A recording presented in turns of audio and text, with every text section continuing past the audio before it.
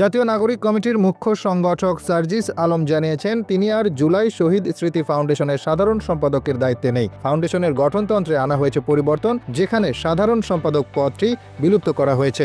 এই পরিবর্তনে ফাউন্ডেশনের পরিচালনা এসেছে এক্সিকিউটিভ কমিটি এবং গভর্নিং বডি। সার্জিস আলম জানিয়েছেন, ফাউন্ডেশনের গতি ত্বরান্বিত করতে এই পরিবর্তন করা হয়েছে।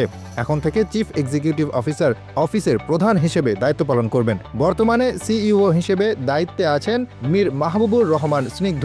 গভর্নিং বডি ফাউন্ডেশনের নীতি নির্ধারণে কাজ করবে, যেখানে প্রধান উপদেষ্টা সহ 4 জন উপদেষ্টা রয়েছেন। সার্জিস জানান, তিনি 2023 সালের 21 অক্টোবর সাধারণ সম্পাদক হিসেবে দায়িত্ব গ্রহণ করেন এবং 2024 সালের 7 জানুয়ারি আনুষ্ঠানিকভাবে দায়িত্ব হস্তান্তর করেন। তার দায়িত্বকালে 826 শহীদ পরিবারের মধ্যে 628 জন এবং প্রায় 11,000 আহতদের মধ্যে 2,000কে আর্থিক সহযোগিতা করা হয়। এটি ফাউন্ডেশনের মানবিক প্রচেষ্টার একটি দৃষ্টান্ত। সার্জিস বলেন, তিনি তার দায়িত্বের সঙ্গে সর্বোচ্চ সৎ থাকার চেষ্টা করেছেন।